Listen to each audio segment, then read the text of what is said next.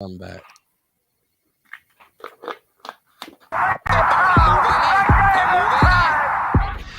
These niggas wishy-washy, snitchy like Takashi. I remember back to days on money in my pocket. Now I'm styling like a rich nigga's closet now. Hear my Samuel Hill voice, what's in your wallet? I got that fire. I got that fire. I got that fire, fire, fire, fire.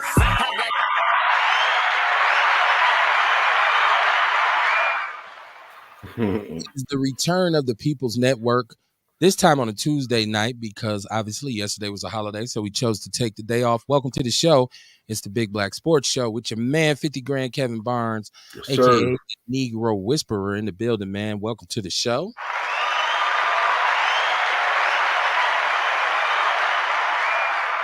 My brother, Coach Tank, what it do?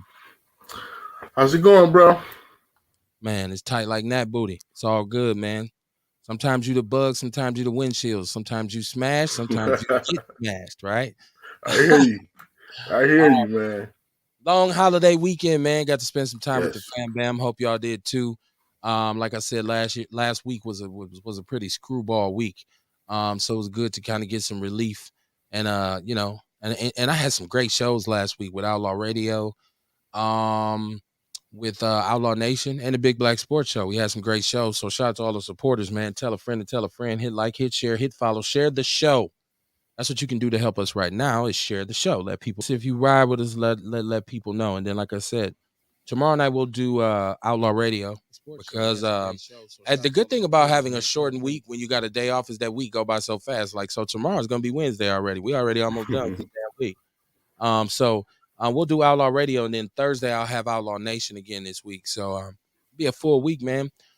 How you doing, man? Did you get to enjoy your family over the holiday weekend? Oh yeah, man. I enjoyed it, man. I enjoyed it. Okay. Long weekend. I enjoyed it. Of course, I barbecued. I got my grill on. Mm-hmm. So Oh yeah, man. I had fun. Yeah, man. If you's a man, I'm challenging your manhood. If you's a man, you got your grill on, right? Like I know all men don't grill, but for me, it's just like automatic. As I grew up Right. with my pops, man, standing by him, just watching him. My pops used to do it in a different way though, because pops would get up at like 6 in-the-morning, 7 in-the-morning, start grilling. So he could be done by noon.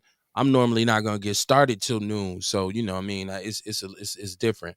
But man, it's always good to be, as a man, you feel good when you get to do that for your family. Like, come on out here and get these ribs off here. I think they're Right. done. It's good shit, man. And big up to all the brothers who was able to do that, man. Sports talk, man. Why do we talk about sports? Very important. Very important Let's do it. to what's going on in America. I talk about this all the time. Usually, if you want to know what the latest hot button topic in our society is, just check out what's going on in sports. Shout out to Armando Duckworth. What's up, my brother? I gotta get Armando back on here, man.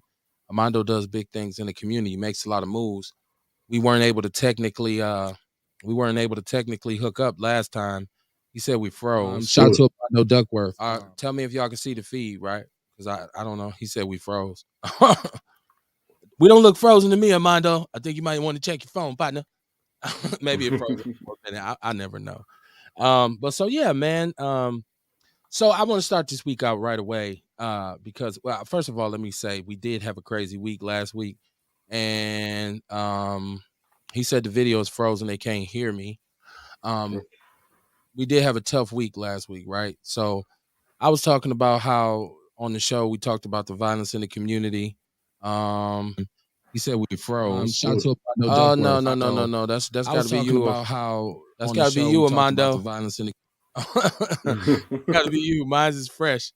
So yeah, no. He said it frozen. We can't hear you. I think you can hear me, right, Tank? I can hear you. Anybody else out there? Let me know if you can hear me. Give me a thumbs up or something in the chat room if you can hear me, if you can see me. I will know if it's just Armando's device that he's working on. But so yeah, man. It was good to get some relief from that, and it's still rest in peace. To the families of those babies that got killed down in Texas, and to those black people in Buffalo who were targeted intentionally. It's sad. Right. We got a situation in our country we need to handle. I have to say that before I even do anything else. I have to say, we have a situation that needs to be handled in America. And it is what it is. Like we say, we tell everybody else it's okay not to be okay, right? But then I feel like we don't apply the same message to our own society, right? It's okay for us not to be okay in light of all the things that have happened, right? So it's okay to say, yeah, I'm not. I feel a certain kind of way about the status of our country right now, and the plague that we're cursed by. So yeah, man, I'm against, and now it's copycats. You see similar mass shootings and things of that nature. So now I seen Right. there was one I think in New Orleans, at a graduation. It's getting closer and closer to that point where it's gonna just basically pay dividends for you to have your strap on you, right? Right. Here you go. Like I got it with me. I ain't tripping, and so and you're gonna have to be ready to bust it. You know what I'm Right. saying? So and I'm that's why I say when it comes to the gun thing, I got a dog in the fight in this because I'm a real gun advocate. I'm one of them brothers who appreciates firearms. You know what I'm saying? I believe Right. in having them and possessing them responsibly, right? Right. So, I I agree. yeah, man. I don't want to see anybody who shouldn't lose their life, Right. right? I don't want that to happen. But I also want those who would pose harm on everybody else to get it. Right. And I also think that people need to pay attention to their loved ones' mental health. Yeah.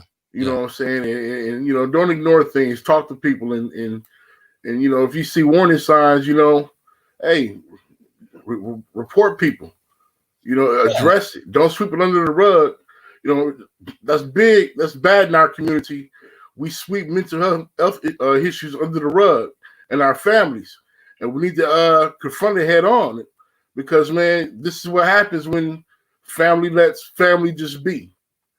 But we know historically black people, how we have handled mental health, where you always had a cousin or a relative who's, had some issues and don't he just usually rotated who he lived with. Right, Somebody got to check and took care of him, but he sat at the table with the little kids when y'all got together and he was crazy Bobby or little Earl or whoever. He was just everybody just knew it. So, but also some questions we need to be asking of law enforcement because they are proactive on a lot of things. Brother get ready to make a move in the hood somewhere low key, trying to pull off something. They come get him right away. right, But you got these individuals who post on all kinds of social media networks about what they're about to do and have these guns and saying and putting disturbing comments and you hesitate, right? They say you fumble, you pump fake, you don't get there, you don't go handle it. So it's a lot going on, man. It's a lot of questions to be asked. I keep telling my people about the infiltration of law enforcement agencies in this country by white supremacist organizations. You can say I'm paranoid if you want to, but I don't wear no tinfoil hat. yeah. I mean, that's a fact. Yeah, so yeah, man. That's a Mental health fact. is, and especially in Milwaukee, where I hear people asking for a lot of things, but a lot of money has been taken from the budgets that would provide the necessary care for mental health people here. As a matter of fact, when you ride on the north side in the summertime, it's one of those things where you see a lot of untreated mental health people. Yes, Most of them are diagnosed, but they're just not. yes, So there needs to, and that's one of those things we don't demand as voters, right? Like, well, we need a dedicated mental health facility that's running long and strong. Pause. You know what I'm saying? So, but it's one of those things. Some will be talking about stuff like that on Outlaw Radio. It's normally what we do. So we do sports on here. I I noticed a trend, and this is not a new trend, right? Like, so this is something that's been happening for a very long time. But it's been a while since I've discussed it, and this was brought to light to me by Shannon Sharp. Um, if you don't know Shannon Sharp, Hall of Fame NFL football player, brother of Sterling Sharp, uh, has kind of like reinvented himself as a social media television personality, ESPN and whatnot. Him and Skip. I now skill. a lot of Shannon's a lot of his antics over the years, I've looked at them and I've kind of said, well, he's selling a personality. He's not necessarily bug dancing, not necessarily cooning, But he's selling a personality. He has a big personality. So um sometimes it was questionable, bucking the eyes and making faces and with the Hennessy and the Black and Miles. Even though, and listen, Hennessy and Black and Miles ain't nothing wrong with it. It's all good. But to be utilized in a stereotypical way. But now here's what happens, because now he was taken to task because apparently his last, I don't know, however many girlfriends have been white girls, right? A certain type, blonde, blue eyed, whatever. Whatever your type is, your type. So now once again, here's sports. Here's the connection, because one of the big issues in our community now is interracial relationships and interracial dating. First, let me start by saying I personally don't give a damn who you date, who you sleep with, who you're with. Don't care at all. Do not care at all. Love who you love. That's it. And that's the only way I can really put it. But at the same time, you have to understand that the people who you choose to have around you, the people that you associate yourself with, um, there's certain I would say perceptions of you based on those individuals. So like if you got a bunch of thugged out gangster ass friends and you kick it with them, people assume you thugged out and gangster. You can say, nah, I graduated summa cum laude from Harvard. People say, well, I can't tell, you hanging with straight, and straight multiple felons. And I know relationships run a little bit different, but when you are continuously with a white woman, with a white woman, with a white woman, as a black man, that says a lot about you to me. Now, if you just a player, right, and you got a black girl, fine black girl, then you dated a white chick, fine girl, black girl, white chick, just a Puerto Rican chick, Latino, Asian. Hey, the man do what he do, right? Right. Variety is the spice of life, I guess, in that regard. If you just out here trying to play the field. But for me, if you just got the same kind of white woman the whole time, then that tells me you have a preference. And it also tells me that your preference is uh blonde haired, blue eyed white woman, as opposed to the world's greatest natural resource, which is black women. And as a black man, I still struggle to see how, as a black man, you can't relate to black women. Like Right. and don't get me wrong, and if y'all feel some kind of way, let me know. This is my opinion. I'm gonna get Tank's opinion on it. I just don't see, as a black man, how you could not connect with a sister, like, especially, but it's a trend for men, black men who are in higher positions. Because I was looking around at some other NFL players. First of all, I got to get this to Ricky Williams, former running back Ricky Williams. Come on, son, a horrible look. He took his wife's last name, no biggie, but the pictures of him and her, he looks totally subjugated. I might be wrong. Let's hope I'm wrong. But he looks so subjugated on the pictures with her. He looks like he's her boy for real. Right. And then I look at Dak Prescott, whose wife or whose girl put up a picture of herself in a swimsuit on Instagram and said, "Yeah, he likes my milk. He likes his milk." Yeah, real shit. Sisters, y'all don't get off, because now I see that the sister who was with Travis Kelsey just broke up with him. And she was saying how, I guess he only gave her $100 the whole time he was. I don't know the ins and Right. outs. Right. And don't even get me started on big ass Lonnie Love, right? Lonnie Love is not an athlete. I just like to take the opportunity to diss her whenever I have the chance. She's like the most bed wenches of the bed wenchesist. So, but like I said, man, it's a thing for brothers who usually achieve some sort of success to go and get with white women. It's a trend that's been something that's over the last, I don't know how long, in particular, a lot of athletes, a lot of them. Right. You know what I mean? Now, once again, I started this out by stating I don't care who you date. I don't really care who you date, right? And I don't care if you know she's white, she's black, you love who you love. That's cool. That's fine. That's on you. Congratulations. So before I Right. even go any further, what do you think about this whole Shannon Sharp thing? Shannon Sharp thing. Well, first of all, I'm the same. I don't have any issues with biracial dating. No issues at all. Um, basically, in his case, and this may be the case. Well, actually, it's not his case because he went to a HBCU, I think. But usually the case is when these black athletes go to a Division I school, it's usually a predominantly white school, and you're there for, you know, until you graduate or until you drop out or until you go pro, whatever, 3, 4, 5 years, whatever. But you're there, and that's what you're amongst. You're amongst a lot of white girls, so you're gonna date what's available to you. There's not that many of us on campus, so we gravitate to whoever is feeling us. So yeah, and you definitely can. In some cases, you can't pick and choose who you love. Sometimes I do believe people do genuinely fall in love with each other. I do believe that a lot of people do. But yeah, it's that was normally the issue with, especially a lot of Division I athletes and a lot of pro athletes. They came through that pretty much that predominant sector of you just touched on two things. First of all, he went to an HBCU, like right?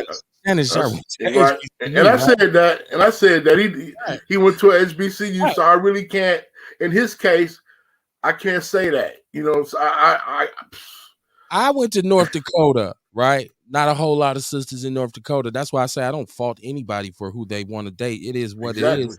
And I didn't have no girlfriend. I was a young 19-year-old Mustang up there getting it in. So I did what I did. But I mean, my thing was in terms of marrying and building something with, starting a family. I never had any intentions to do nothing but do that with a black woman. Once again, that's my personal thing. But I'm saying with him, okay, so this is my issue. If everything you do, you want to market to us. Like, so you cover our culture, you cover our people. I watch this podcast. This podcast is actually pretty good, some good interviews, but it's primarily black entertainers. So everything you do is black, black, black, but then you don't date black women. See, that's why I'd be like, brothers, you can't be halfway in. You got to be all in, right? And if you and if that's your thing, be transparent about it and say it. Y'all see me. This is what I do. Because I got some partners who would tell you that in a minute. Like, bro, this is what I do. You know what I mean? And I say, okay, well, cool. That's what you do. But I just feel like you're trying to fake me out when you continuously coming at us expecting our support, but then you have something inside you that makes you not really appreciate us or our sisters or whatever. So that's part of what sports is in this country. But yeah, man, and he's not just, we can call him out, but come on, man. Like, if you look at most of the players in the NFL, the NBA, look at the Bucks. Drew Holiday, Chris Middleton, like a lot of these brothers, right? Like, they're not with sisters, and it's so sad. I don't care. Okay, we're gonna get to some more sports, but it's sad that at a time when the black family structure is in the state that it's in, this is a common thing, right? Like, we can't. And behind scenes, we snipping and sniping at each other. It's her fault. It's his fault. It's her fault. It's his fault. That's why I usually say it's all our fault. You right. You right too. You right. You know what? You right. That's what I tell everybody. You right. Whenever somebody says something, be like, you right.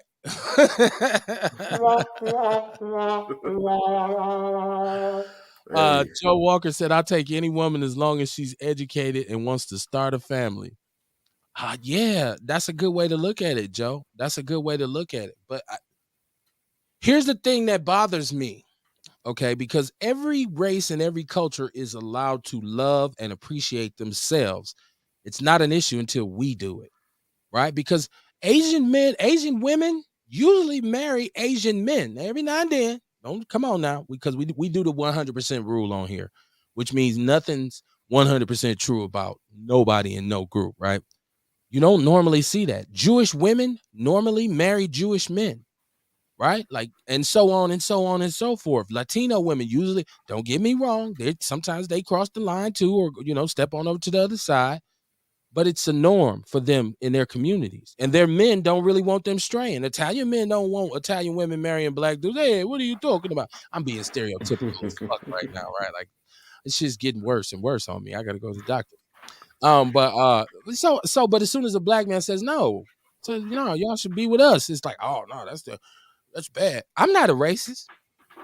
I don't discriminate. Like I said, I got plenty partners who got white women. You know what I mean? Like so, Right. and some of them dudes is some thorough cats. Not all of them. Some of them is some. These nuts. But that's a different show. But no, I know some strong brothers who'd be like, yeah, man, me and my wife. Boom. One of my best friends, Rob Weeks, rest in peace to Rob, one of my college teammates. Man, a brother who I had tremendous love and respect for. He tell me in a minute, Kev, I do them all, son. He's from New Jersey. I do them all, son. Kev, I don't discriminate, but I'm not gonna lie, yo. I rock shit with the white girls, B. But he was right. And I'd be laughing, talking shit to him because my wife at the time was my girlfriend. He'd be like, yeah, you talking that shit, but you finna ride your black ass up to Burger King with me in her car, ain't you? I'm like, yeah, you right, Rob. Fuck you, man. Just drive. So peace to Rob Weeks, man. That was my dude, man. Lisa Mueller, how you doing? Connie Barnes, how you doing? Chantel Gwynn, Cedric Fleming. I hope Amando's feed has cleared up, man. Y'all let me know what y'all know. I mean, because some people gonna say, "Care, why you didn't care?" Right? Why do you care? I don't care that much, but I gotta watch what there's a lot going on that contributes to us not loving ourselves as a people. There's a Right. lot that goes on in terms of programming to kind of steer us in a certain direction away from each other. It's a beautiful thing for some people that black men and black women ain't as tight as we should be, right? Lonnie Love, big whale looking ass. Once again, she has nothing to do with sports. I just absolutely enjoyed this and Lonnie Love. It's one of my favorite things to do. Sean Moore, what up, bro? How you doing, man? Neighborhood, how you doing? And yeah, y'all let me know how y'all feel. But other than that, what's the other big news? The NBA Finals has started, right? He said, Sean Moore said, sounded kind of thirsty there, Joe. I think Joe is just like, that's not even a conversation I'm even going into because I don't give a shit. Like, I just like women, right? But we say that, but we look at who we've actually been with, right? Like, so once again, I don't think most of the women that I've dealt with in my life have been black women. Most of them, not all of them, right? But so I'm not trying to get in trouble, trying to have my wife throw hot grits on me and no shit like that. But Right. there's a lot about I really believe in black, black on black on black. I had a black mama. I had two black grandmothers. I had a black father, black grandfathers. You know what I'm saying? So to me, I had all black aunties. I see a lot of value in black women. So so obviously that's my preference. He said too many garden tools out here. I probably wouldn't mess with an American woman anyways. I said he just don't even like American women. Period. Yeah, bro, from Bucharest. So the NBA Finals, man. NBA Finals. I was right, but I was wrong. I had picked Phoenix to win it all. They got their ass whooped. And then I thought I said Boston from the East. But I thought Boston would have a harder time with Miami. Miami got handled again. I didn't see it coming. Yeah. Same thing with Phoenix. What's gonna happen in Phoenix? What's gonna happen in Phoenix? Now, are they breaking this team up now because now there's issues with DeAndre Ayton? I guess he's having some issues with management. Chris Paul ain't getting no younger. Right. Of course, you got Devin Booker, but what we gonna so what do you think about the team in Phoenix? Because they took it let a lot of air out their sails when they went because people thought this was their year because they played so Right. good in the regular season. Right. I think they're gonna break the team up, but they're doing it prematurely. A lot of people blame Chris Paul for their breakdown, man. But let's consider what he's done all season long, man. You don't just throw a player like that, to the Wolves too soon. So I don't know, man. I'm pretty sure they'll get rid of Aiden, but if they get rid of Chris Paul, then they might as well consider themselves rebuilding again. Really, you think? I mean, he's just because he gets hurt. I mean, in the playoffs every year, it's an injury. So are you releasing them or are you trading them? I think first of all, you got to pay him. So I think that's where he becomes a kind of like a detriment to the team because you got to go younger. You got to get a young point guard. You have to get a point guard. And even if he comes in as Chris Paul's backup and Chris Paul can kind of mentor him over the next few years, it is an absolute necessity that they get. The Bucks are in the same situation. The Bucks have to get a point guard. You can't have George Hill.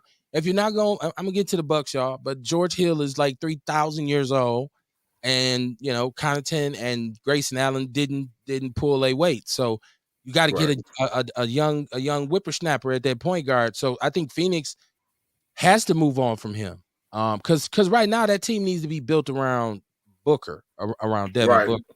Around Booker. Yeah. And you got the small forward. Is that Bridges? I believe that's his name. So they got some young leapers on that squad. They got some ballers over there, man. But Chris Paul ran the show like he does everywhere he goes. I just think he had a bad. I think he had a bad series. I think he had a bad series, dude. Especially with fans fucking with his moms in the stands. I think he was shook. Sean Moore said, "All mine, bro." And I was told I'd have my testicles pull out through my throat if I brought anybody else. Yeah. He's talking about we talk about black women. Like my mom used to say, if she can't use her comb, don't bring her home. Like, oh, okay, mama. All right then. But no. Go, Tank. You know what, Tank? You always want to hold on to some shit that need to be let go. Listen, man, too soon. There's no such disloyalty that this is pro sports, man. He hurt his hand or his wrist. He was and the last year was his hamstring, I believe, against the Bucks. When he played in Houston, I believe he got hurt in a crucial playoff game. But sooner or later you got to hang up your gun belt, man. And I'm not saying he's ready to be put out to pasture. I'm just saying a team in their position where you got this core of young, skilled players. You want to play some upbeat basketball, and you want to be able to up-tempo basketball, and you want to be able to maintain that. You can't have the old man holding you back. Oh, my goddamn hand. Oh, my leg. Oh, my back. Didn't Phoenix have the #1 record in the NBA this year? They did. But you know what? That don't mean shit.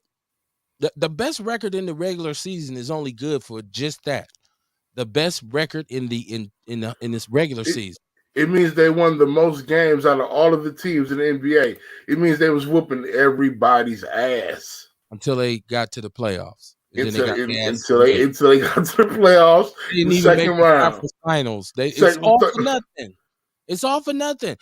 Look, vice versa. Boston was what they lost 15 games. It was like 15-13 in the beginning of the year, and he flip-flopped it. Come on, man! So they in the finals. So it's like, I've learned this lesson from watching the Packers over the years. That 13-3, that 14-2, that 15-1 is so misleading. It's so deceptive, man. And then you get to the playoffs, and you say, "How the fuck did we just lose? We couldn't even score a touchdown." You said this about basketball many times, and I echo this sentiment when it comes to football. Playoff basketball slows the game down. Playoff football slows the game down. So in basketball, you got to have half-court offense to be able to compete in the playoffs. You can't just the days of having a run and gun and we showtime and all that shit. That's not gonna happen no more. You got to get some sets. You got to get some strategies implemented. You got to run some plays because the athletes are so great. So even with football, you got to be able to run the ball because you got to control the clock, or you better be able to stop the run so you can get the ball back to your offense. No, right? I agree. You got to be able to run the ball. Yeah, so I think Chris, unless he says, "Well, y'all know what? I love the organization. I'm appreciative. I feel like I had a rebirth here. Don't even max me out. Respect me. Give me a respectful salary, and bring some youngster in here, and I'll help y'all mentor him." I don't know if he's going to do that. Right. I think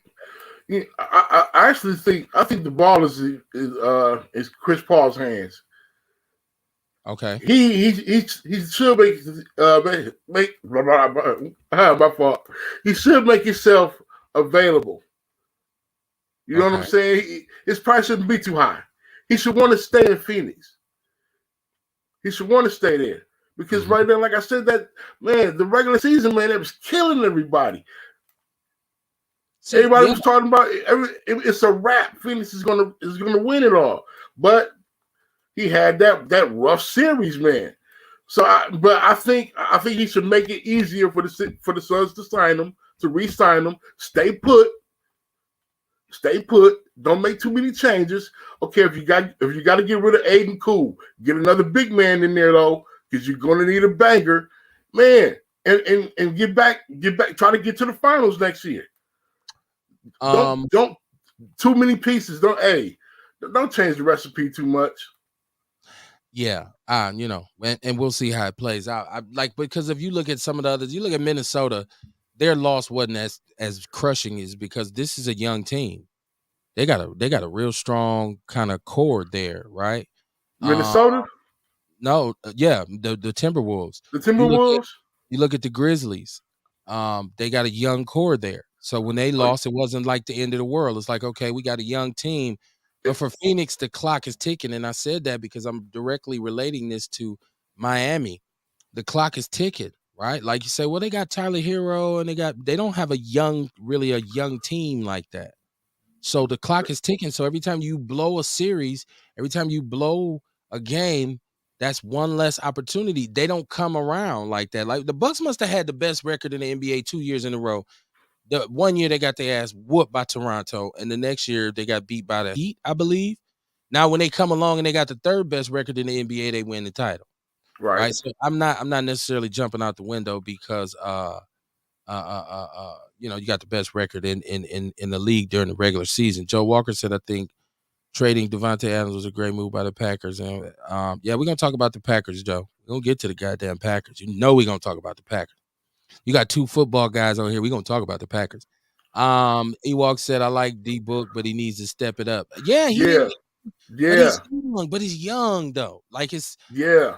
But would you agree? Hey, would you agree? He balled out better last year than he did this year in the playoffs. I would have to say so because they made it to the finals last year, and he was phenomenal last year. He kind of disappeared too during that series. Yeah. That backcourt, but I wouldn't change that backcourt. Yeah. They were, but now we talk about Golden State. People are talking about how Golden State has revolutionized the game of basketball. Like the way, and then Steve Kerr and Golden State just reloaded. They reloaded. Like I'm not gonna lie, the Warriors were ridiculously talented the whole season, but I didn't think they'd make it to the finals because I thought, they ain't the Warriors of old. They're gonna fizzle out or whatever. But this boy Kerr is doing some things. Of course, he has uber talent, right? Because Jordan Poole is taking the Warriors from here to there. Like he's what Durant was offensively, not all the way, but he's also a defensive presence. And he's very humble, so he don't need the ball 70 times in his hand like Durant. Give me the ball, right? But yeah, the Warriors, man, and they I like the Warriors. The Warriors look good. I like the Warriors. That's my pick. Yeah. Plus they got the two Milwaukee boys on the team, so I gotta pick them. Gotta roll with them. I still gotta go with Boston. Boston, man. Tatum, I haven't seen Tatum. Well, I guess game 1 against the Bucks, he didn't play too well. But that's like one bad game out of the whole playoffs. Like this dude is right there. He's next up. Like he is like he's a superstar now. He's proven it. God. Yes, he's proven it. He's a superstar now. He is something else. He's there. He's got to be top. He's got to be at least top 5 in the league now. Man, I think in the NBA you have these levels to it, like you said, but I think there's like tiers, like because there's that upper echelon with a LeBron or with a Ja Morant or like Stephen Curry, and then there's that right under them with some really good players. I put Giannis up there too, but then up under them you get those players who are right there on the edge, youngsters who sitting right there, like, oh, I'm about to. Couple more years, I'm gonna be running this here thing. Like the Anthony Edwards in Minnesota. Yeah. Oh, and that big boy in Minnesota. I mean, you look at Embiid. Embiid he's right here. I think the only thing for Embiid has to get to the finals. He's still easily one of the best players in the NBA, but I think he has to get it done. And he's another Right. one who's always kind of getting hurt when he don't need to be hurt. But of course, he has no control over that. But he's right there. Like it's a sliver that's just kind of keeping him from that Giannis level, from that LeBron level, from the dudes who really walk around with jury. He said, "Do y'all still play ball? We should start a 40 and up basketball and football team." Shit. Ooh, as far as my athletic career goes, yikes. I haven't played a football game. My last college football game was, I thought about this one day. It was 1998. I said, damn, I played in a whole other era. I feel like I played with leather helmets, like one bar on my face mask. Like, damn, I ain't played. Yeah, not for me. Not no 40. I'll coach. Yeah, I'm definitely done. Yeah, walking around the block. I'm ready. Timeout, coach. Great. Dude, just all you did was walk out the house. It's hot out here. You know what I'm saying? I give you one good down. Right. No, I ain't got one in me. I ain't gonna lie. Football wise, I don't have a down, especially coming off my back surgery. I don't have a down in me. And even when I come back from it, football is gonna be the last thing I'm gonna do. Like I'm not gonna be like, oh, I feel so much better. I'm gonna go play football.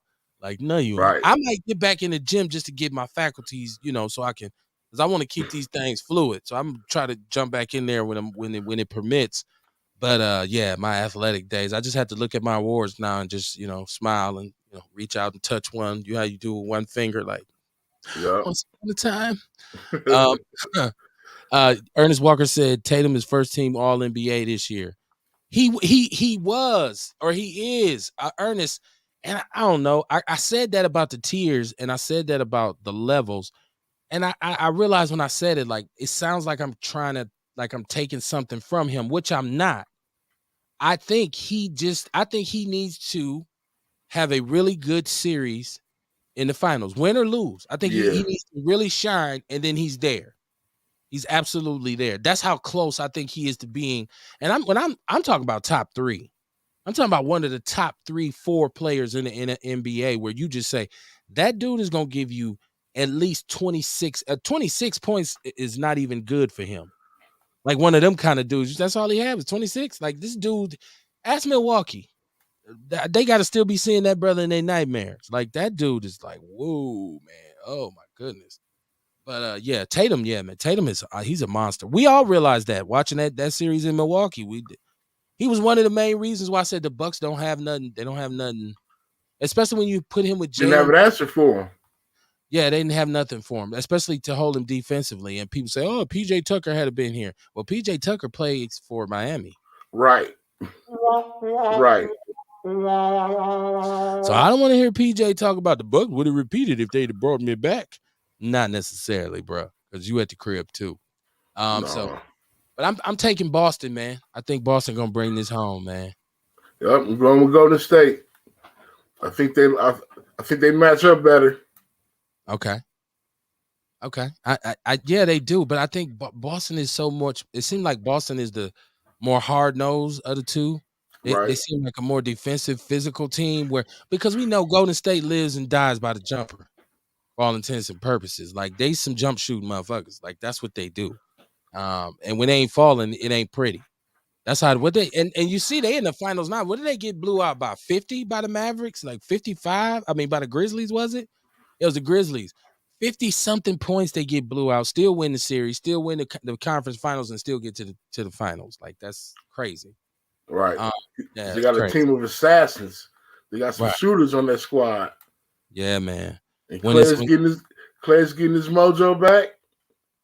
Yeah, when people say when they own, man, it ain't no stopping them, man. I keep laughing because I was watching the interview with Iman Shumpert on Vlad TV, and he was talking about like why he hates them. And he was just saying like, because that's not the way I learned basketball. Like we always learned, you got to get down and dominate in the post. And he was like, I'd rather take a dude to the rim and snatch a board over him or something like that. It's like these dudes, he said, normally we'll start low and kind of work our way to 3-pointers when everything is falling. But he's like, these dudes come out first play of the game, they gonna shoot shoot it from half court, and the shit goes. I mean, man, but Yeah. you know what? Basketball nowadays, so many of the rules have changed, man. In the play, the things that they do now on the court, man, is crazy. You know what Right. I'm saying? I remember back in the day, across the court pass will have your ass sitting on the bench for the rest of the game. Yeah. You know what I'm saying? Just things that they do on the regular now that would not be tolerated. You know, back in the day, it's crazy. And so, So in some regards, it's kind of hard to watch the game now, but I still love, you know, the athleticism though. I think they definitely jump out the gym much more than our generations did. now These we got kids some are basketball. explosive. We got some basketball fans out here. We got some basketball dudes. Ewok, Ernest, you a basketball player. Whoever else is out there that's really a hoop guy. And I don't, you know what? I don't even think it's about just jumping out the gym anymore. Like, and don't get me wrong. Right now, the NBA probably has the most gifted athletes per Yes, athlete than they've ever had. But it's other things. It is the way now 7-footers and big shoot 3-pointers. And like for a minute in the 90s and in the 80s, it was above the rim. And I was like, man, these dudes is jumping out the gym. And that's why I say Steph Curry and the Warriors kind of came along and just changed everything. And now all of a sudden you got 7-footers who that's what they do. They shoot six, right. 8, 10. He's shooting threes. Like that used to be unheard of. But there are some defensive changes. You know what? I don't think it's harder to watch the game. I don't think it's hard to watch the game. I actually think the game right now is a little bit better because of the pace. I mean, you know, it was good to watch some dudes really try to knock each other heads off back in the days, but come Right. on, man, to see Curry hit 16 threes in a game or to see, you know, a big man who's just you can't stop him inside, you can't stop him outside. He's hitting threes, he's going down. Yeah. Well, Curry's just a different player. He's one in a million. We're Yeah, gonna see another Curry for a while when he's it'll be a gone. while. Yeah, it'll be a while. Well, you know, you got young Jock coming along, but it's not. It's a whole different. Yeah, It's a whole different animal. Curry took the shooting and put it back into like you know he put it into like okay, this is what a shooter is, right? Like so, yeah, that dude, yeah, basketball. It's changed a lot. It's the same way when we talk about football. We talk about the game has changed so much because of the offenses and the kinds of players that I think I'll say the same thing about the NFL. They get they have probably now the most freakish athletes collectively than they've ever had. Yeah, You I realize agree. the big boy from Georgia who's 330 pounds ran like a 4.5. That is akin to a pickup truck doing about 40 if he runs into you. That's what that's like. In case people can't kind of Man, manage like or think about what that is. That is a whole lot of person to be coming at you that fast, right? Now I don't know if he's gonna be able to play football. I don't know if that'll translate, but I'm talking about the type of athletes that are in these games, that are in these sports right now. It's like, man, and the NBA is the same way. Like they got some great athletes. Now, yeah. that's what I hate to hear about old players critiquing and criticizing. Like, I get it. I get it. I get that you know your glory days and the way you remember it is the way you remember it. We all know that sometimes you just never let the truth get in the way of a good story. But James Worthy came out and criticized today's NBA players and said all they do is lift weights and get tattoos. And and so you know, but see what trips me out about that is James Worthy kind of represented what these athletes are today. A big man who could shoot, a big man who was strong, who could go to the hole. Right. Like he was an athlete. Dennis Worthy was nice. Yeah. That's why I was like, I'm surprised to hear. Sometimes I feel like it's just envy, it's just hate. Old men be getting to the point where they just be hating. Ernest Walker said my only problem with the new cats is the crybaby shit, laziness, Chris Middleton, and injury prone. Um, okay, let's chop that up. Wear and tear on your body. How long is the NBA season compared to how long it used to be? Right. And once again, when you are going against bigger, stronger, faster athletes, your body got to work harder. So injuries are going to happen. Can you call a NBA athlete lazy? Can you say a cat who's worked that hard and made it to the NBA is lazy? I don't. Maybe you don't approve of their pace, but I'm thinking just their practice schedule and their training regimen would take them away from being considered lazy. You know, Chris Middleton looks sometimes it does look like he's kind of going through the motions. He's not a quick twitch athlete. He's not a he's more of a skill set athlete. You know, he has a skill set. He can shoot the ball, and he's 6'8". But you ain't gonna see him. You know, he's not a quick twitch dude. He ain't taking nobody off the dribble to the hoop and yamming it backwards or coming on a fast break from the key. He's not doing that. But is he lazy? I mean, because Chris Middleton won the NBA title last year and then went to the Olympics. He really didn't even get an off season. Like, so can you call that lazy? I don't know. So yeah, Ewok, let me know what you think. Let me know, man. Let me know, is that really lazy? I don't know. I don't know that you can call him lazy. What you think, Tank? I don't know. I wouldn't call him lazy. He's got a lazy-like type of style to his game, but I wouldn't call him lazy. I used to be hard on Chris Middleton, man, but you know, after the performance he had championship last year, I'm a fan, dude. We should bring him back. You know, I think we can rebound, man, and get back into the finals next year with Chris Middleton. But like you say, we need a point guard. I think we need a shooting guard. Yeah, I think we need a shooting guard because, like I said, man, it's like Giannis. Shit, Giannis is a point forward.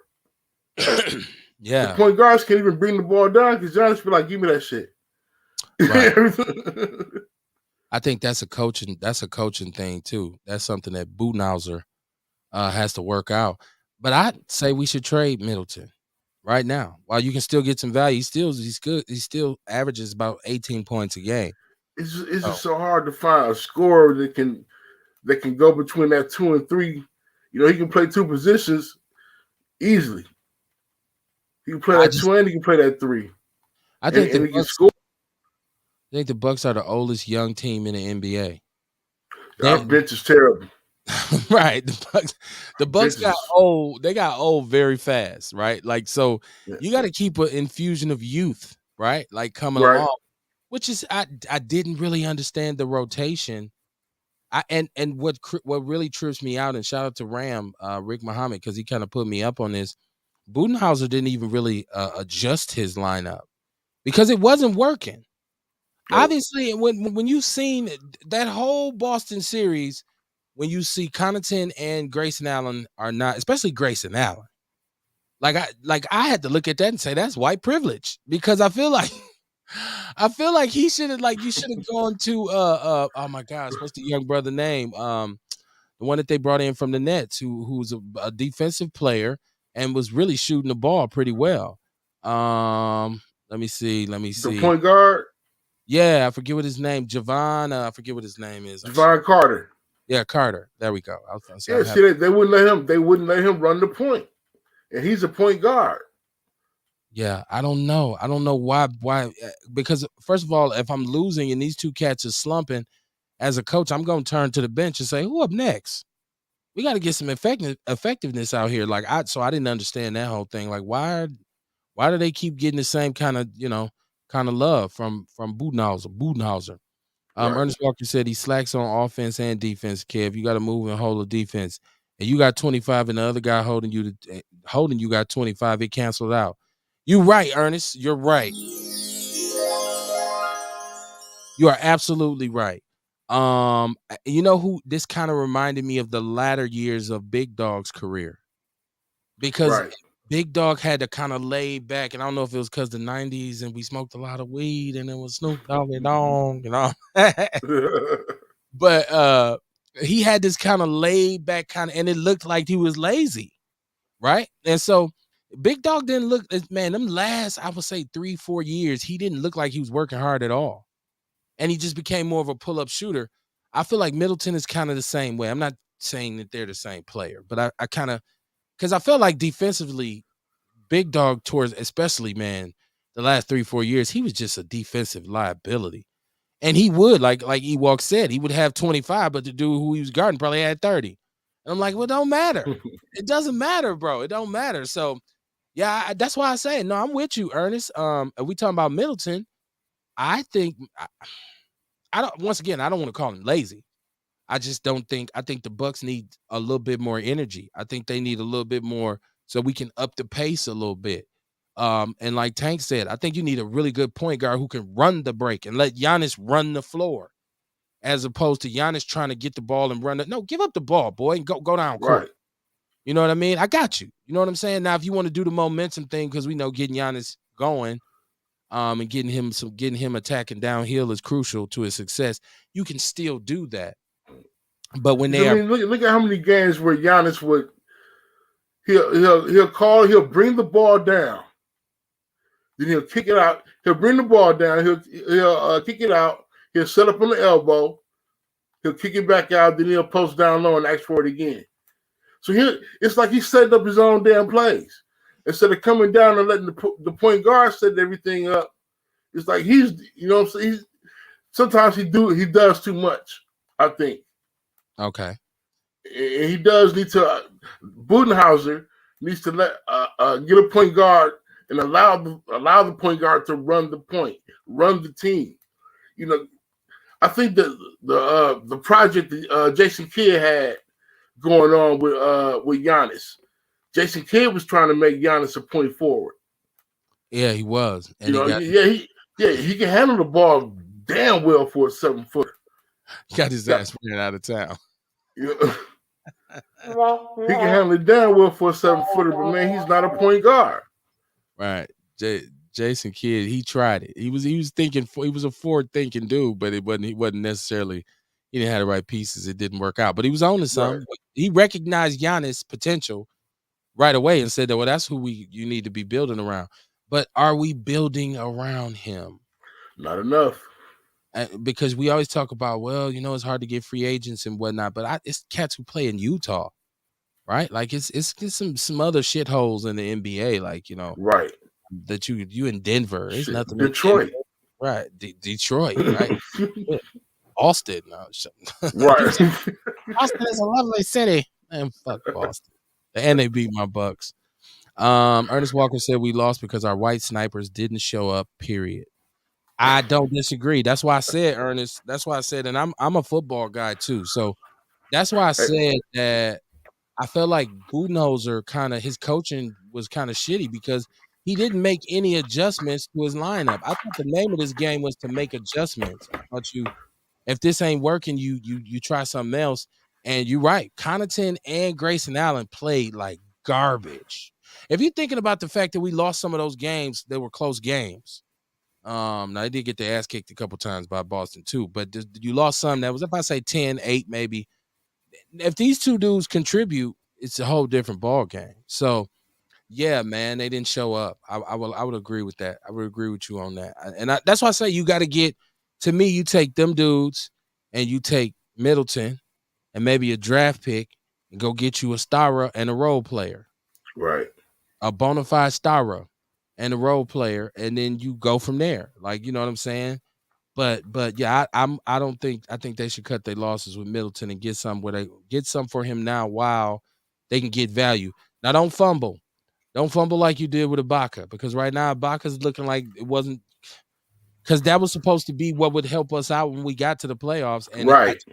What happened? If somebody can explain to me what happened to Serge Ibaka, like I don't know if this brother had the chicken pox or what. Like, was he sick? Did he have gonorrhea? I don't know. What happened? We right around All-Star break, we weren't active. We weren't active enough for free agency. The move that we made with Big Dude. His name slips me. Boogie. Yeah, we had Boogie. Cousins. Yeah, and they let Boogie go over contract, some type of contract issue, or they wanted to make room for another free agent. So, what happened with that? Yeah, it was never made clear, and that was supposedly why they released him, because it was about a roster spot, and they wanted to keep their options open. But and was this the spot that Ibaka was traded for? I mean, they traded DiVincenzo for Ibaka, right? Right, yeah. So, well, you know what, with DeMarcus Cousins, that story won't ever be told because he wasn't playing bad. No, he was balling. That He story was needs. gelling too. They need to something happened there, and I don't know if Demarcus kind of looked around in Milwaukee and said, "Fuck this shit," or if I don't know. I don't know what it was, or if they was just trying to kind of handbone him and treat him like a little Right. buster or something. I don't know, but He was well definitely is. received though. I think, and he was doing pretty well. He was doing pretty well, man. Like he wasn't, it wasn't fizzing out. Like I seen Ibaka at first when he first came, and then all of a sudden it was like, well, no, he's not even playing. Actually, during that last series, it was the same lineups. It wasn't no adjustments at all. Right. So yeah, the Bucks got some work to do. I don't see them going back to the finals next year because I don't think they'll be able to make them. I'm hoping they make some good moves. If they do like they did last year or this season, we won't make it. It's gonna be all bad. It's gonna be all bad. I know you like myself. You love the sweet science. You love the pugilism. I love boxing. So I know you seen the fight over the weekend. Yes, I did. Yeah, that was Yes, I did. Tank Davis versus what's the other boy name? Let me Raleigh Romero. Romero. Yes. The fight was pretty even. And some judges even had Romero winning, but Tank caught him with a woo wop, right? Right. So he knocked him out, which is what you want to see. So what did you think about the fight? It was a good fight. It was a good fight leading up to the knockout. And I was a little disappointed in Raleigh because I wanted him to make it a tough fight, make it tougher, and it was. But he got caught. Like you said, he jumped in. Tank caught him slipping with that left hook. Okay, yeah. And Romero was highly respected, so I don't want people to think he was he's just a soup can. He wasn't a bad fighter.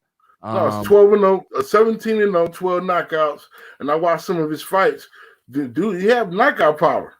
He was knocking cats out. He was 14-0. 14-0, I thought it was 17-0.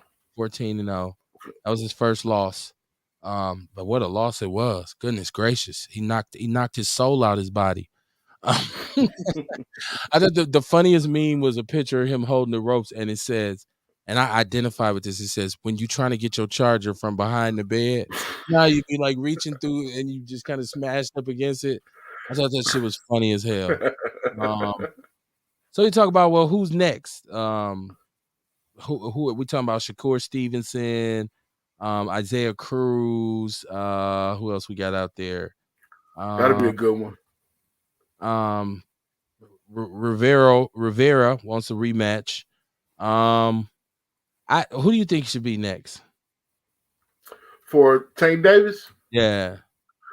Devin Haney. Okay. If Devin Haney beats Kambosos, it's got to be Devin Haney. Okay. Once again, man, I think that what's up with the heavyweights? Like it's good to see middleweights, it's good to see lightweights, but you want to see the home run hitters, man. Right. And y'all, like I'm saying y'all, but I feel like we just watching this, what they call him, the Gypsy King, like Tyson Fury. I feel like he gonna be able to dominate this division long term because really there's no real. We talking about brothers. Where the brothers at? Where the heavyweight boxers at, man? They all playing the British. The British is dominating boxing in the heavyweight division right now. Oh man, they got a lock on it. Yeah, our heavyweights ain't showing up. Nah, because I even thought what's his face had a chance against Tyson Fury, the last brother he fought. His name escapes me. He went out there and got his ass knocked out too. Right, bong bong. In Tyson Fury's last fight. Dylan White. Yeah, man, he went out there and got perplucked. Right, perplucked, as they say. On the Big Black Sports Show, man, on a Wednesday night. Let me know what y'all think about the fight. What's a fight that you would want to see as a fight fan? What would you say that's a super card? That's who I want to see. I'd pay my $50, $60 for the pay-per-view for that. What fight would that be? Definitely Errol Spence and Terrence Crawford. Okay. I would definitely pay to see that. Okay. Yeah. I can't wait for them to go ahead and get that one going. Yes. It's bad blood between those two. the two best, I believe, in the division, I would definitely pay to see those two box. Okay. Um, I would have to agree with that one. Yeah. and yeah, probably after that, Haney versus Tank. Yeah. Yeah. Haney You know what? versus Tank. I need something from the heavyweight division though. I need something. I remember Players Club when he said Brooklyn, do something to make me feel good. Right. I need I mean, I would love to see Joshua versus Fury, but Joshua, man, and I think he has a rematch coming up with Usyk, who knocked him out. who knocked him out. So if he can return the favor and not do it, I'll show that he's still one of the best heavyweights. Then it'll be a good heavyweight match to see him and Fury. But I think Joshua is being protected, man. I don't think that his team think he's as good as they're promoting him to be, because he's been getting caught, by some suspect cats. Yeah, he obviously he has an issue with his chin. Like those European, those English boxers for me, like especially heavyweights, man. It's just never there for me. It's been some tough ones. Don't get me wrong. And also, I want to make this clear. I look at boxing the same way in the same realm as when I said, can you really call an NBA player lazy? Can you say a boxer like he's soft or he got his chin ain't no good? As a regular person, can I say that? Because I don't think there's no such thing as a soft boxer, right? Like, because I know you get in the ring with that dude and he punch your shit in before you could even blink, right? And you'd be like, damn, you couldn't even get close to his chin. And you can't go by their body type, because look at Fury. Get in the ring, he's flabby, but he's still just as athletic or more athletic than the guy he's boxing. Where's the Mexican dude who had like a couple years back? Who did he upset? Joshua. And he was the champ for about a year, maybe a year. And I think he lost to Fury, right? Or did he lose to Joshua? I think he lost to Joshua. We lost the rematch.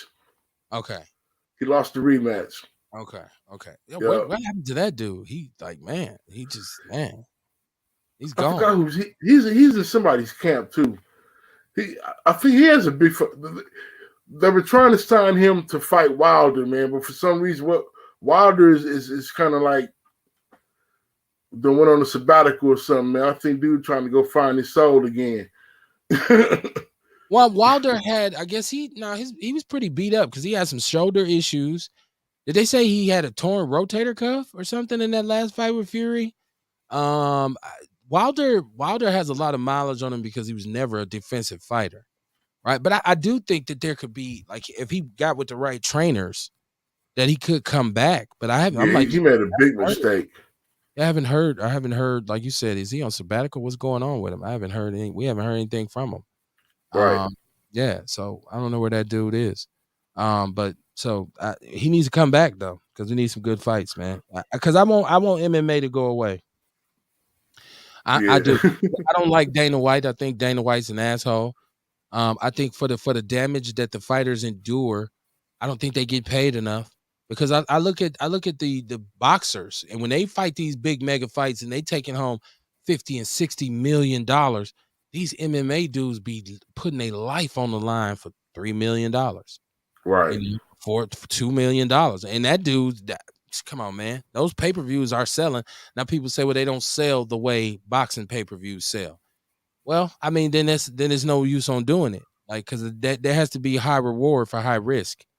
But I guess I shouldn't say, because I guess there's a lot of people out there who really train MMA. So I don't want to say I want it to go away, but I just feel like. But I would like to know how much of a difference is there, because MMA pay-per-view is off the charts too. I don't think it's like boxing though. People don't. Because most people don't buy MMA pay-per-views. Like, I can't remember the last time somebody said we have an MMA fight party. No, there's a lot of MMA. There's a lot of MMA fans out here. No. I understand that, but I don't think it's on the level as like when there's a big fight though. When there's like because like we just said, if Tank Davis, I mean, I'm sorry, what did Crawford and Spence. Yeah. Right now, I don't think there's an MMA fight that could outsell that fight. Like that fight could No, no. generate hundreds of millions of dollars. That would probably be the best fight we've had in about a decade or so. Yeah. You know what I mean? Yeah. Like but you don't like most people can't even name who the unless they're into it, they can't even name who the title holders are in MMA. Most people can't. Most people be like, who? Like, well, I don't, I know you at know, this moment I can't. exactly. Right. but So you'll run into a guy who can rattle them all off. obviously, You yeah, know, that's 100% rule. 100% rule. I think it's still popular enough, but it is to me. You know, it is cockfighting. Yeah, To I me, mean, because it's a little unbalanced for me because, there's fighting disciplines. So if somebody's like to be a great boxer, it takes a lot of time and a lot of work to master that set of skills. To be a great wrestler, it takes a lot of time to kind of develop that set of skills. So when to put these two dudes together and say, well, no, you got to be able to do it all, to me, that kind of distorts the quality of the fight. Because like if I got two dudes who are trained boxers, and they're the reason why you want to see that fight is because these two dudes are the top tier when it comes to what they do. right, Um, but if it's a dude who really is a good boxer, but he said I gotta be careful because this dude can wrestle and I can't wrestle, it kind of makes it unfair, don't it? Like, but people say, well, no, the wrestler is got to worry about, but a wrestler knows how to get in there and make contact and get him down on the mat without getting hit. Like, come on. So I don't know. I watch the MMA sometimes and I'm just like, this is a little bit too gruesome. I'm not really a person who loves to see other people getting hurt. Like, right. some I've seen. That's the only thing about it is you risk,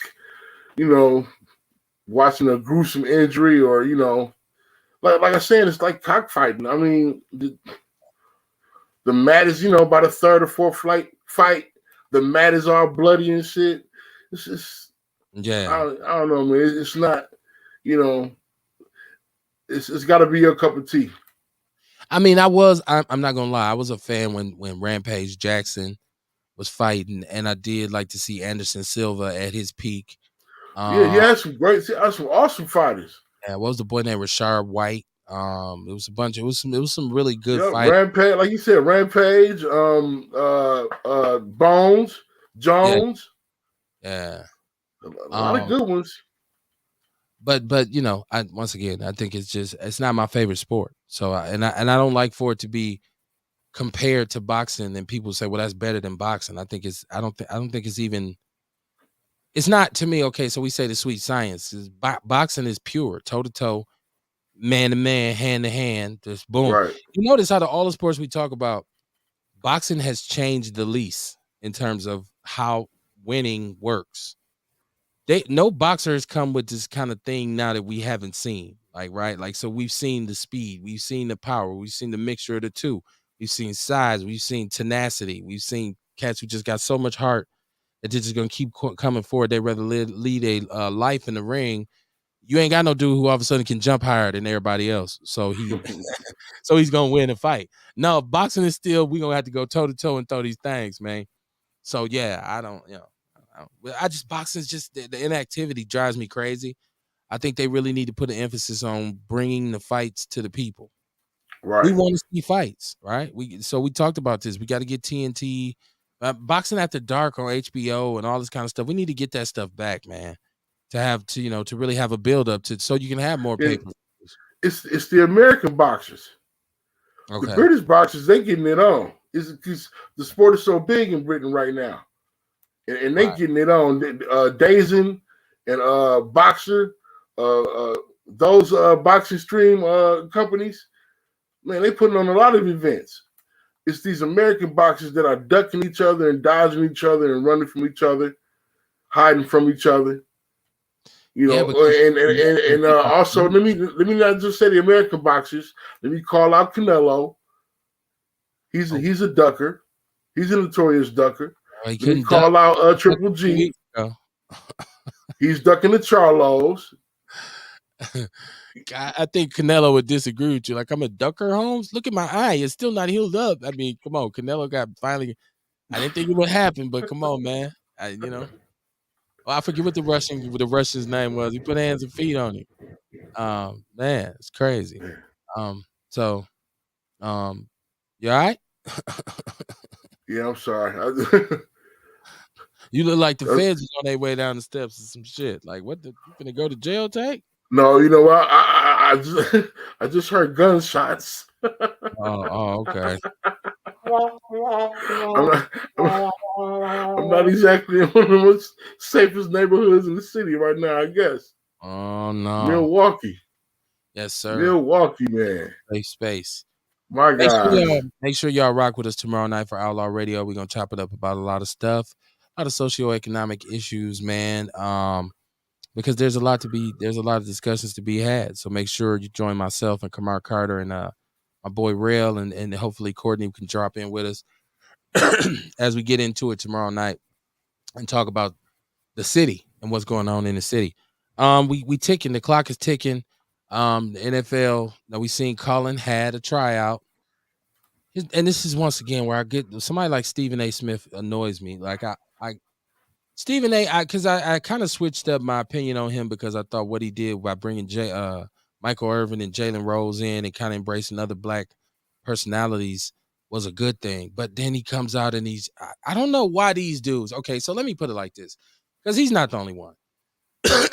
A couple of weeks ago, we know Antonio Brown is crazy as hell. So I don't think right now anybody listens to what he says. But why do these dudes take it upon themselves to hate on Colin Kaepernick? Like, I feel like as a black man, if you have an issue or you disagree with anything in regards to Colin Kaepernick, you should keep it to yourself. I feel like we shouldn't go as black men. None of us should criticize him in the media, right? Like, I think we should all say, no, the brother made a sacrifice. I don't know what his motives were. I don't know what drove him. I don't know, but he made a sacrifice. He put something on the line. He did something that a lot of cats would not do. All that, he ain't no money to the hood and all this old bullshit. And I like, so Stephen A. He shouldn't get signed. And he did. My thing is, the NFL every year brings quarterbacks in to fill backup positions who have been out of football, that are maybe have had a run in the league and just didn't get re-signed. Maybe he's been off a year. Maybe he's been off 2. Maybe he's been off 3. He was teaching gym in Connecticut and he got this call, and it happens all the time and nobody says anything. But now he's not played in 5 years and they're not going to give him a deal and the Raiders ain't going to give him. And I'm just looking at Stephen A. like, why? I don't know why you wouldn't just, well, I get it. He has to sell, right? You got to have viewers. But to me, it should just be a thing where he says, man, I'm wishing for the best for the brother. I hope he gets signed. I hope he gets another shot to go out on his own terms. I just look at these dudes and I'm like, man, like Marcellus Wiley, he don't want to play. He don't want to play. Like, who are you to say that man don't want to play football? Right. Like, all your personal, the way you see it, and instead of just recognizing his sacrifice as a brother and saying, man, he did something that a lot of brothers will not do. They put their bread on the line. He put his career on the line. And right now it's looking like he lost his career. So I don't know, man. I get a little annoyed by Stephen A. Smith and all the naysayers, because I want Colin actually to come back, and not only come back, but to become somebody's starter.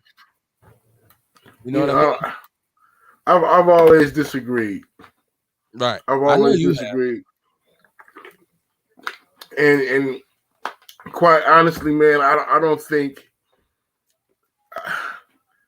Quite honestly, I think he needs to throw his hat into the USFL. He needs to play in that league, man. The NFL does not respect you.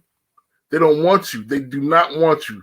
The owners all banned against you to ban you from the league. They don't want you in the league. And if you come back, they're going to make an example out of you for all of the trouble that you caused. So no, man, take a stand for yourself. You're gonna lose all your integrity if you go back to the league.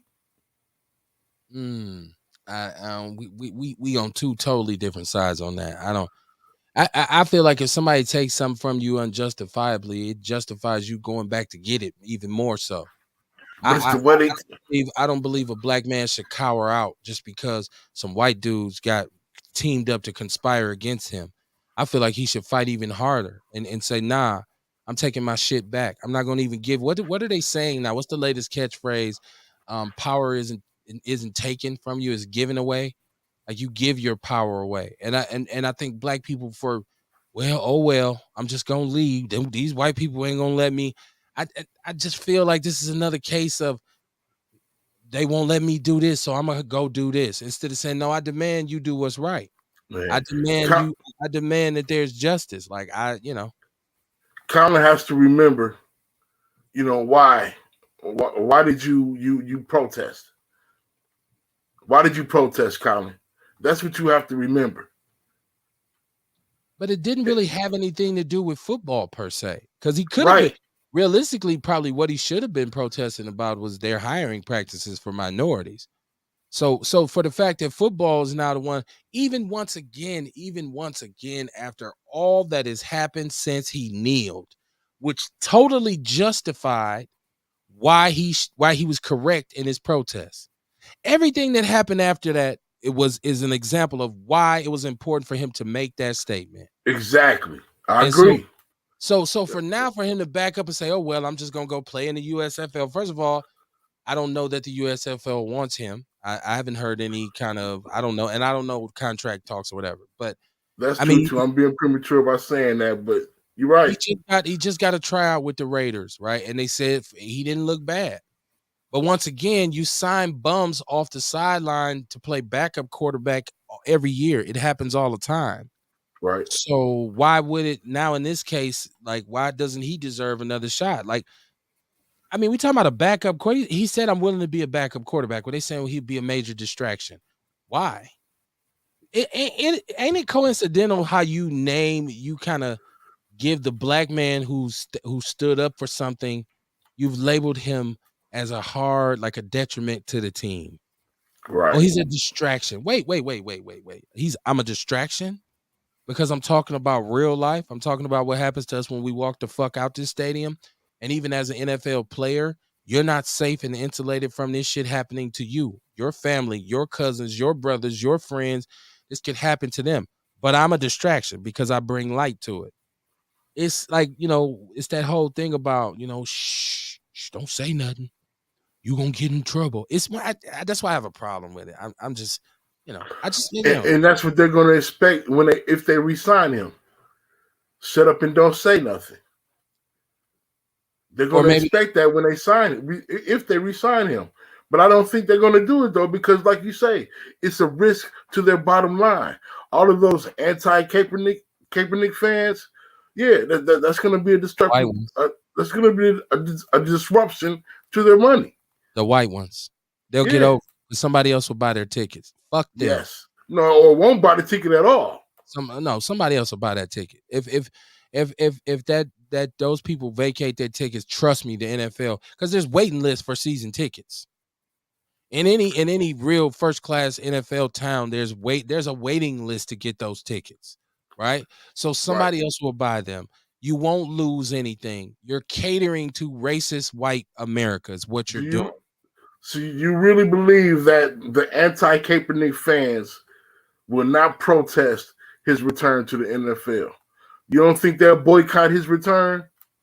I think some of them will, but you, it's not gonna kill your franchise. Do you really think people ain't gonna go to the goddamn Raider game because Colin Kaepernick is playing in Las Vegas? If they go, they're going to be disruptive.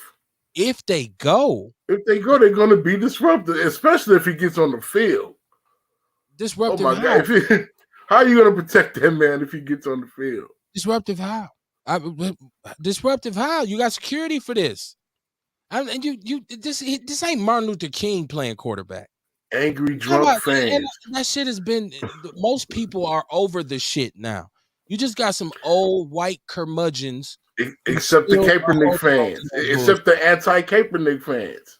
Oh, man. They mostly racist white people. So why cater to them? Tell them kick rocks. Fuck them. See, that's the case. Why is the NFL so concerned about them?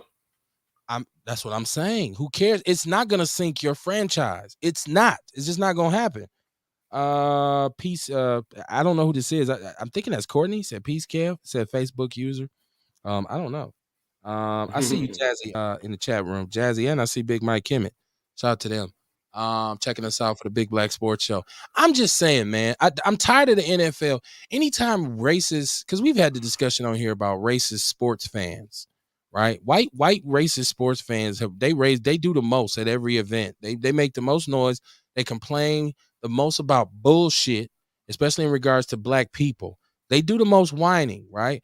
And I feel like they are the reasons that some of these organizations are ham-bone when it comes to minority hires, right? Because that shows you that there's a complicitness, even in there, that there's a air of white supremacy kind of rearing its head, and there's obviously some white supremacist ties here, because this would not. I mean, you got white boys who would get have a drug problem, a gambling problem, maybe get drunk, get a DUI, beat their wife, do whatever, and be out the league for however long, and come back welcome to open arms, and they're saying, "What a great story this is gonna be!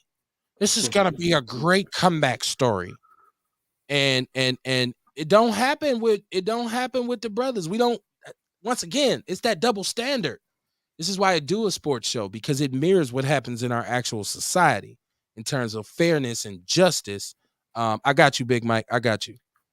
So I'm just saying, white sports fans, come on, man. I'm sick of the bullshit. I feel like we should just flush the system of them, and let them go. Okay, you don't want to come to the game, fine. I mean, watch the shit from home. Fuck if I care. So, because I'm gonna tell you who is disrespectful to. What is the league? 85% black? What is it? 90% black? They don't care if it's just disrespectful to us. Right. So they truly don't care. A few thousand white fans. Come on, man. Stop playing with me. This is why most people have issues with a lot of us that are aware. I don't like to use the word woke, because I feel like, that would indicate that somebody was asleep. Right. Like, so I don't never say I'm woke, because I was never asleep.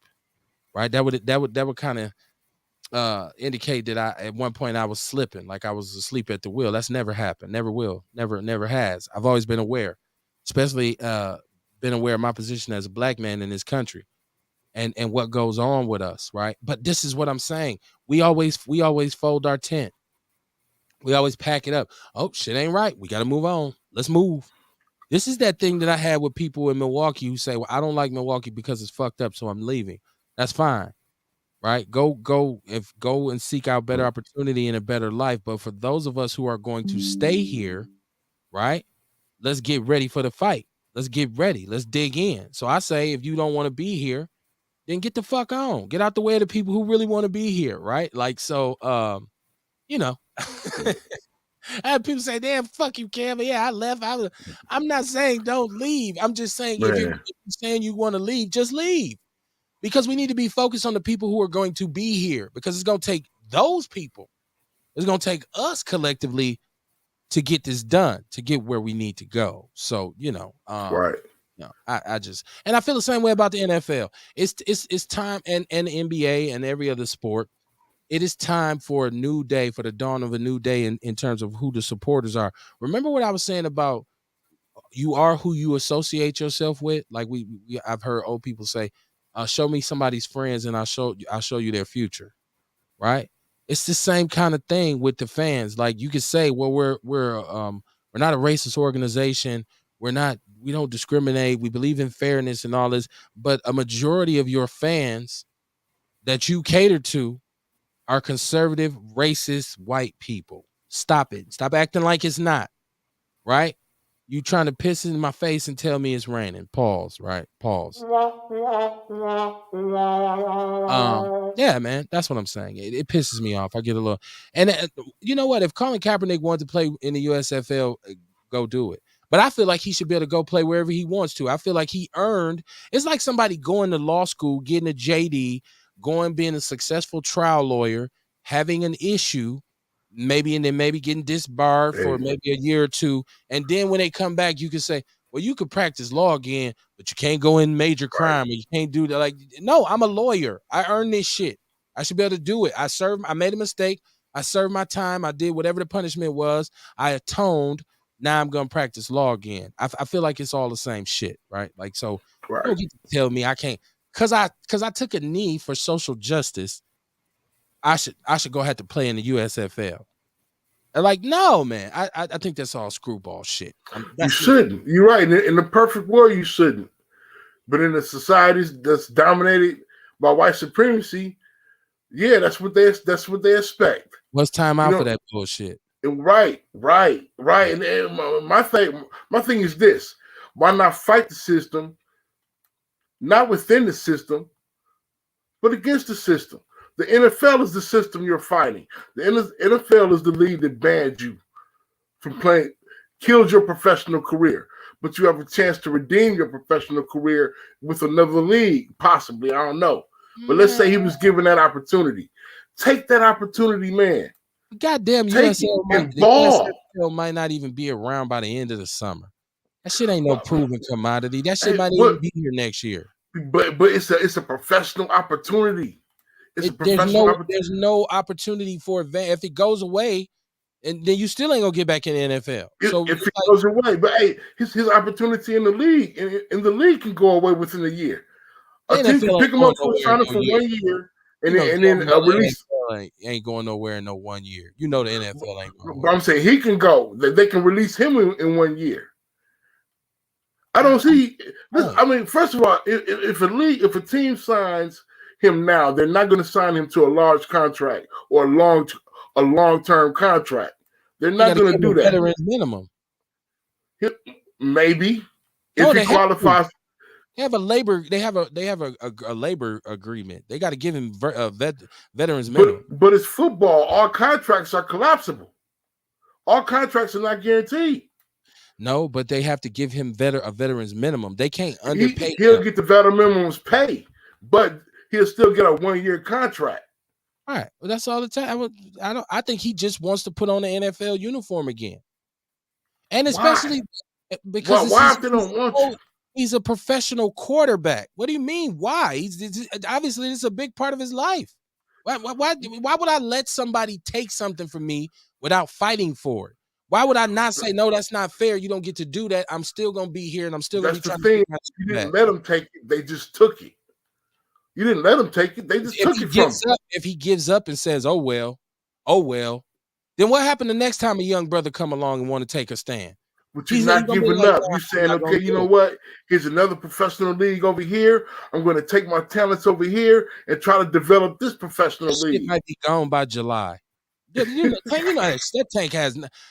league has no validity. It doesn't. They can't even fill up their stadiums. I mean, hey, obviously somebody is trying.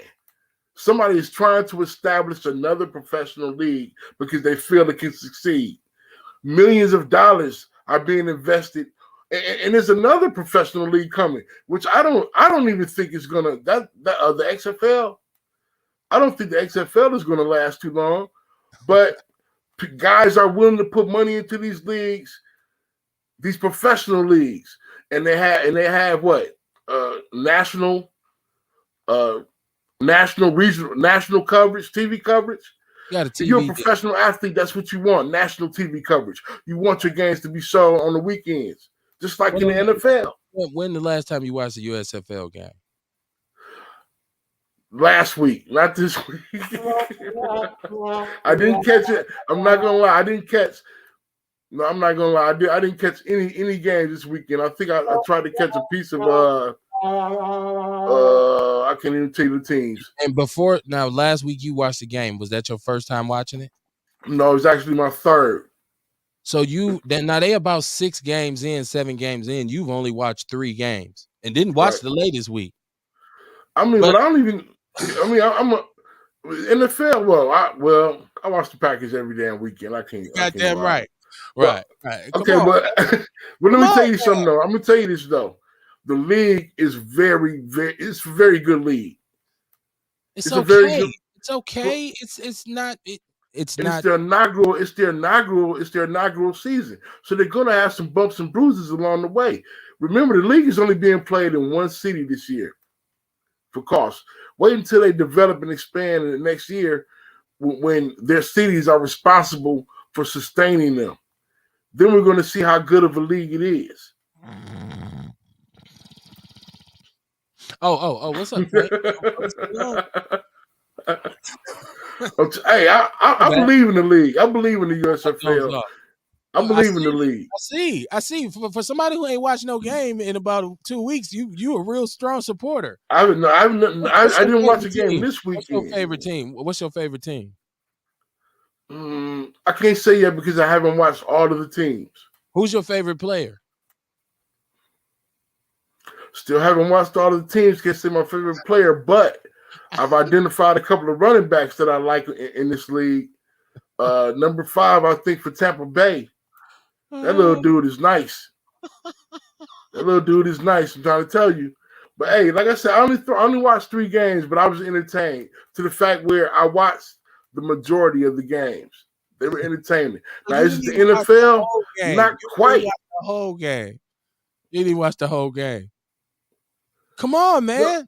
Come on. But I'm trying to tell you, I would, and I'm eventually going to watch an entire game. But I've watched a lot. I've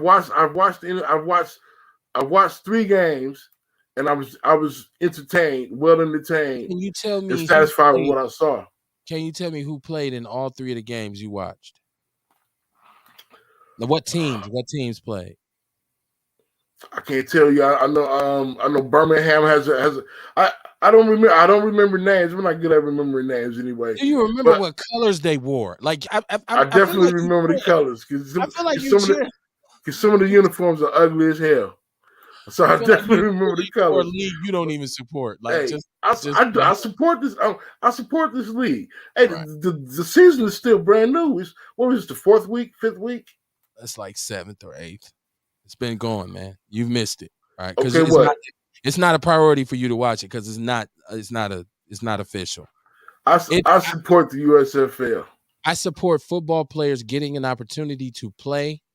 If they have a skill set and get paid for it, but I'm not necessarily big up in the USFL, and I'm not shitting on the USFL. What I'm saying is in the case of Colin Kaepernick, it shouldn't be a requirement for him to have to go and play there when the only reason that he's not in the NFL is because of the stance that he took on social justice.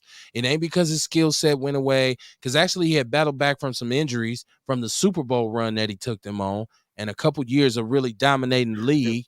And he recovered and won some games and was back on the uptick. Okay. And if he had stayed in the league, he probably would be one of the better quarterbacks in the league right now. And I believe that because of the league's response to his protest, that he shouldn't want to go back because they try so hard to shame and degrade you and ban you and kick you out of the league and keep you out, that you should not want to go back. To me, it's like you want to go back to your oppressor. Well, how the fuck he gonna get away from the oppressor? We ain't talking. Now you talking about foot. We talking about. See what I'm talking about? You can compare it to real life. Come on. You can compare it to real life. You want to go back to your oppressor. First of all, he's half white. So I mean, what are we talking about, man? His oppressor. I mean, he was his oppressor. Look what they did to him. Look what they did to him. He wants to go back to his oppressor. Hey, big Black Sports Nation, who support me here? You tried that shit. Who riding with Coach Tank on this one? Let's go to the lines. What's going on here? Y'all got time to call in and tell his boy how tomfoolery-ish he's being right now. Oh man, come on, Tank. You my man, 50 grand, but I can't rock with you on that. I think, man, I'm gonna tell you, man. I think that that's like saying I went to the store and the dude came from behind the counter and kicked me in my ass. And so I'm not going to go back in that store no more because I don't want to get kicked in my ass again. No, I'm going back, and the next time he kick me in my ass, I'm fucking him up. They've done such an excellent job with marketing and promoting the NFL and the NBA that we as consumer fans don't even think that anybody should even try to compete with these leagues. And that's sad that we are so we've become so dependent on the NFL and the NBA that we don't even think that the other pro leagues should exist. And we need to get out of that way of thinking. It's a lot of great athletes out here, pro caliber, that deserve a shot. Those shouldn't be the only two leagues that give pro athletes in America a shot. And we need to support these other professional leagues and these other professional athletes. Man, the NFL, man, like you said, it's the gift and the curse because the football is so great, but look what they've done to the black athlete. Okay, so let's go back a little bit. Because first of all, there have been many challengers to the NFL's throne. As a matter of fact, part of the NFL, the AFC, was once the AFL. Right. So there's always been challengers to the NFL in terms of, and before that, it was the All-American Football League, in which half of the teams that are in the NFC came from to join the NFL. Okay, Right.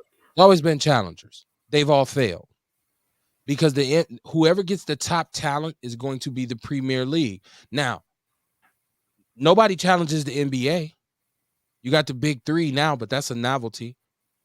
That you got everything else is minor league. The NHL doesn't get challenged by their who the Admirals play for. They play in a professional league, but it's not the NHL. Major League Baseball. Where's the alternative baseball league?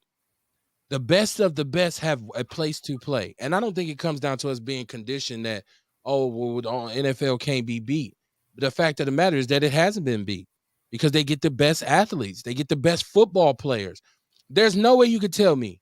Okay, so look, I told you this a couple weeks ago. There's a reason why every player in the USFL is in the USFL. There's a reason. Because for whatever it is, be it talent, be it injuries, whatever it is, they couldn't make the cut in the league. So you have a watered down product which is of less value. You cannot tell me those receivers in the USFL are as good as the players you're going to see on Sunday playing for the NFL. Some are. Hey, let me tell you, there is no recruiting in this world that is 100% accurate. Even the NFL, their recruiting is not 100% accurate. There are a lot of players that slip through the cracks. A lot of good players that slip through the cracks. If you had two players in the USFL who may be on par with an NFL player, you'd be lucky. Because most of them have been on NFL. I disagree. Teams. It's all good. I watched the game and I didn't see. I'm looking at them. Now, you might have some talent here and there, or a kid, like I said, I see a receiver who's a prototypical receiver. He's 6'4". He's fast. Obviously, he can run routes, but his hands are very inconsistent. So he's not an NFL caliber. He's not ready. His skill set ain't there. But that doesn't speak for every receiver on every team in that league. Doesn't. But there was a great majority of the receivers on those teams who had those kinds of flaws. Like the game, and I'm not like you because I don't even know who it was, right? Like it could have been King versus Vincent. I don't know. It was a USFL game. And they had a little fast receiver who's at this point statistically had been dominating the league. He dropped 5 passes. And his counterpart on the other team, taller dude who's fast, he dropped 4. So I'm looking at this, and this is why you're not in the league. And I look at the corners who real good on zone coverage, couldn't press for shit. This is why you ain't in the league. But see, now I can also tell you about 3 or 4 amazing plays that I saw receivers in this league make. Right. You know what I'm saying? I understand what you're saying, but at the same time, in a lot of those leagues in the past have competed against the NFL. I understand that. They tried to directly compete with the NFL, like the original USFL did. They tried to directly compete with them. I don't think you should directly compete with them. I think there's a time for everything. You know, a great spring league would be wonderful for football. You know, now with the NBA or Major League Baseball, that would be a little more difficult because they play so many games and their seasons are so long.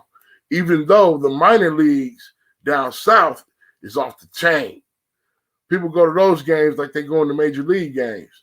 But as far as professional football is concerned, professional sports concern, period. I think people need to give other professional leagues a chance to flourish. You got to support it. Remember, the NBA and the NFL had their issues where they were barely surviving, and all it took was a player to enter the league to bring up the interest. The NBA more so than the NFL. Like the NFL has been pretty steady for a long time. The NBA had that crisis where, but a lot of that was done because the ABA had become a force in the 70s. Right. And then there was also so what you're saying is, and even with the original USFL, the reason why they were able to compete is because they were successful in signing some of the top-notch talent away from the NFL. You see like Jim Kelly, Reggie White, Herschel Walker, all these Steve great Young. Right. They played in the USFL. You can't say the same for today's USFL. It is not. They're not pulling no cold move and signing the number one pick in the draft away from the end. It's because they got. But that's because they did not directly compete with the NFL that year during the draft. The USFL, I think, held their draft before the NFL draft that year. So that's why they were scooping up a lot of the top college players that year, because they held their draft before the NFL. It doesn't matter because the players still had the right to say, "No, I'm not going to play for y'all. I'm going to the NFL." So what made those players choose the USFL? Money. And that's why the NFL dominates, because they have more money than the other leagues. And that's why the USFL is still going to be doing fundraisers and selling popcorn and so they can stay afloat, man. Come on. Like I don't I don't know what your argument here is, man. Man, I'm just I don't know why you trying to make a minor league team be major. That's like saying a great 1AA team. Like we love North Dakota. Like everybody loves NDSU. NDSU dominant on the FCF on the subdivision level. Dominant. What, 6-7 titles in 12 years, maybe more? Dominant. They would go to Alabama and get absolutely ham-boned. Is it some D1A teams that they could beat? Of course. But when you start talking about the big dogs, right, they're not going to walk into a lot of those stadiums. If people say, well, one time in 50 tries, right? But they're going to lose because they are a smaller program and they don't get the level of talent that Alabama gets, right? So it's the same thing with basketball. It's the same thing with any sport where you got a top tier, and you got the second tier, and you got the third tier or whatever. And as you go up, the quality of the players goes up. As you come down, the quality goes down. So it's like playing in the city conference versus playing in the suburban conference. You can be all world in the city conference, break every record, have 2,000 yards rushing. You be lucky if you make all state, because you ain't playing the big dogs. You ain't playing the Homesteads. You ain't playing the Catholic Memorials. You ain't playing all those teams. So as a result, I always laugh at the year King went ham and was undefeated, and it was like, and Marquette was kind of having an off year, and Wiles was feeling himself, and he was kind of like, yeah, well, we can play with you guys. And like Marquette had him by like 40 at the half. Like it was like, oh Lord, have mercy. What happened? Right? Like what happened? What happened? I mean, cream rises to the top, right? The tape don't lie. You can't hide on film, right? And so that's what I'm saying. Once again, even to get to the USFL, you still have to be a very special player. Exactly. Me, you was a scrub, but it does mean you wasn't league ready. But why does the NFL has to be the only measurement of a professional football player? Because it's the highest tier. If it was called the LFL, it's the highest tier. It's not about their name. It's about this is where and it has been for 100 years.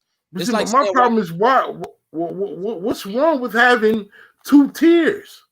What's wrong with having one league that may get better players? And then as time pans out, who knows? One league may take over. Right. I feel like you're trying to compare MATC to Harvard. And say, Harvard gets. Like, I'm like, I feel now people say, well, MATC is college, and it is. That's still college, but I'm like, it's not. We talking about, and not that I love Harvard or support the Ivy Leagues or any of that. What I'm saying is, I know the difference in the types of students that they get. Right? I know, and it ain't personal. It's the facts. Like sometimes we want to, our hearts and our emotions keep us from really accepting the facts and keep us from really, be keeping it, as we say, keeping it real with ourselves, man. But Tank, we had this debate every week on this show, so I'm sure we'll extend it as we move along, man. It ain't a whole lot going on with the Packers right now. It's the off season, pretty slow.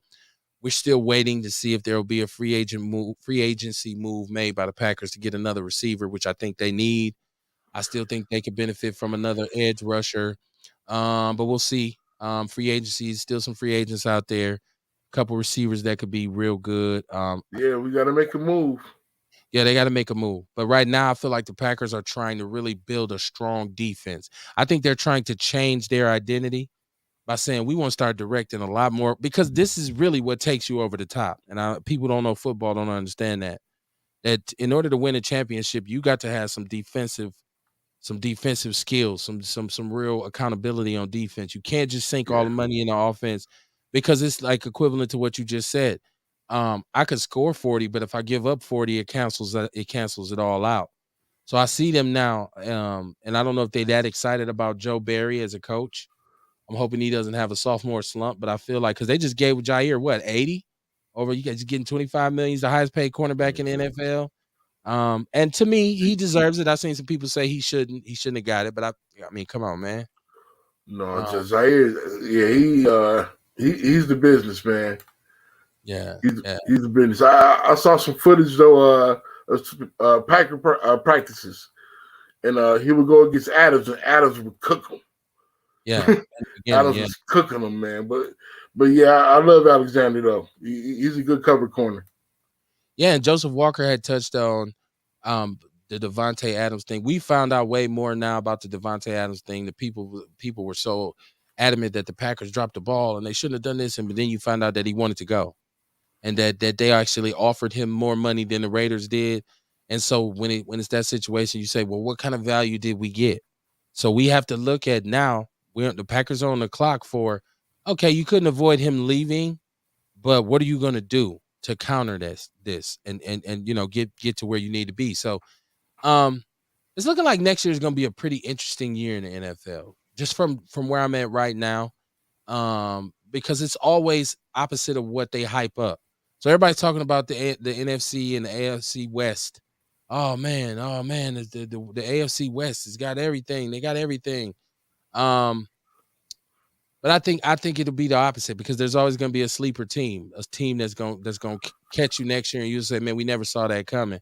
But I think the parity in the NFL is it still has a long way to go, because unfortunately some teams have more superior scouting departments than others. And like you said, scouting is such a tricky endeavor because it's so easy to fuck it up.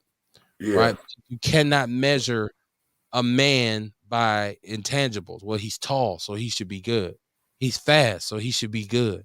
Right. He's strong, so he should. No, there has to be a certain kind of. I always used to say this. I've always felt like football players are born, not made. I feel like in order to excel at football, it has to be in you, not on you. Right. Because I've seen cats who are dedicated, go train, get swole. They intense. They do what they need to do, but they still suck as a football player. And here comes this dude who don't even do half that shit, but he got his focus, and he's inside. Right. He's a different kind of individual, and he's a baller. They can't even get on the field. And it's like, what? I don't understand.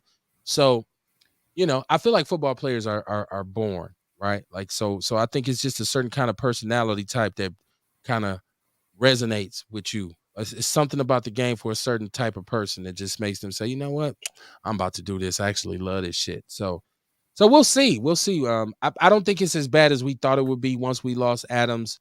I honestly believe the Packers may be better next year based on what I'm seeing so far. I think they'll be better next year than they were last year without Adams. I want to see what the new receivers look like. Yeah. I want to see them. I can't wait till the preseason start, to see who's got talent and who can help us. Because if we don't get another veteran receiver, those guys, one of those two or 3 receivers we picked up, somebody gonna have to play big time for us. Yeah. Because I mean, Adams, man, that Rodgers Adams connection was that was it for us, man. That Nice. that it was a nice regular season connection. Money play every time, over back shoulder play every time. It was beautiful in the regular season, right? How many rings came out of it? Right. It was fun to watch. Devontae, I'm calling you. Right? It was fun to watch, though. You can put it all on Aaron Rodgers, but Devontae has shat down his leg a couple times in the playoffs. His last 2 playoff appearances here this year and last year were horrific. He couldn't get no separation against the 49er cornerbacks. He couldn't because he's not a burner. Last year against the against Tampa Bay, they just like I say, he dropped. People always Aaron Rodgers had a chance to run. Devontae Adams dropped a touchdown pass right before that, right? So once again, and that's why the coach LaFleur was in a flux because he's like, God damn, I don't even know what to do now. Aaron won't run. Devontae can't catch it, so he punted this shit to Tom Brady, right? Like dumbass. See, there was a lot of mistakes made. Right. There was a lot of mistakes made. A few people got to eat that, but hey, I'm optimistic about the season. I think, like I said, if we get a veteran receiver, it doesn't have to be an all-pro receiver, but a good one. Serviceable. A good veteran. Their focus will be on running the ball and playing defense next year anyways, I believe. Right? I believe. And it should be. Right. that air action shit, that balls to the wide, it's only good during the regular season. Most teams who air it out like that don't win in the playoffs. You get some exceptions every now and then. But teams in the playoffs have to be able to run the ball and stop the run. That's what it comes down to. So, yeah, I like our offense. Well, we got to plug in those holes at receiver. Well, we'll see. I'm just good as a football fan to kind of watch the process and watch it kind of happen. Like you said, I can't wait till the preseason so I can start looking for myself. I do my own personnel evaluations. Right. Talk about your book a little bit before we get out of here, Tank. The book is called Fullback, and it is available at Amazon and Lulu. And please support it. It is my sports autobiography, and it's a very, very, very good book. And I definitely recommend it. I know you recommend it. How can they get it? Definitely recommend it. So you can order Fullback on Amazon and Lulu. And what Fullback is my account of my journey, my football journey in high school, which was a pretty tumultuous journey. It's a very good book. I suggest it. It's very insightful, and it's a good read. And it's an easy, quick read. It's only about 100 pages. It's not an expensive book. And trust me, once you read it, you'll definitely want to pass it along. You'll want to talk about it. So yeah, Go and support that today. Fullback on Amazon Lulu. Larry Tank Purdue. Shout out to Jasmine Tyler. It said Facebook user. Go back and check that show out with Jazzy, who was on a couple weeks ago. Man, I've been having some home runs lately, man. All my shows are archived on my personal page and in the People's News Network, and also in several other groups. And a lot of people share the show. So I really appreciate that, man. I'm very proud of the support that we receive from our hometown here in Milwaukee. That's great. People in general who rock with us. And so tomorrow night, I want to make sure y'all know we'll be back on with Outlaw Radio, man.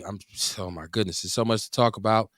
So we're gonna be back on our socio-political bullshit tomorrow, and we'll get that done. But in the meantime, and in the meantime, and in between time, man, I think it's just really important that you find a safe space for yourself.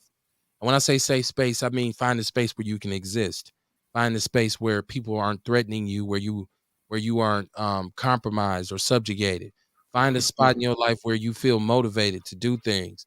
Don't tie yourself down with negative relationships. I'm not going to use the word toxic because that's like a trendy word where everybody will say toxic, toxic, toxic.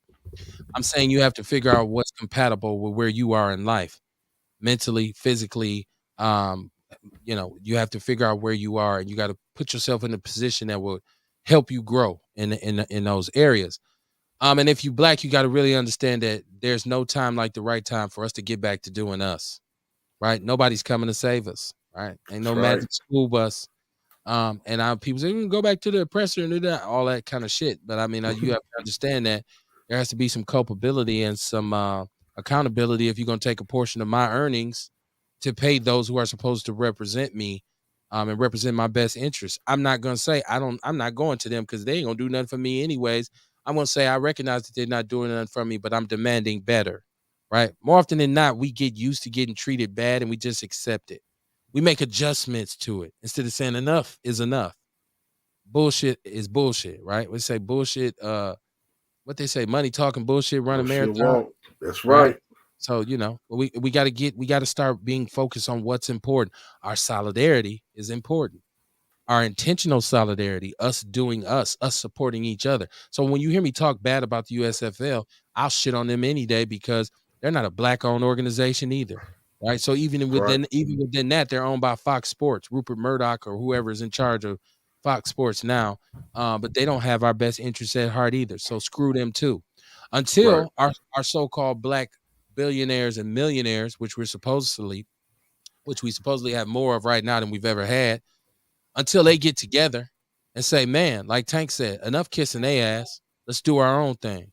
We got enough money here to make it happen. Until that happens, then we're going to be doomed to doing the same thing over and over and over again, man. Y'all make sure y'all rock with us tomorrow night, man. Just understand either you part of the problem or you part of the solution. And Willie D told us a long time ago that if your criticism of the black community outweighs your contribution, you probably a coon. I see y'all tomorrow night.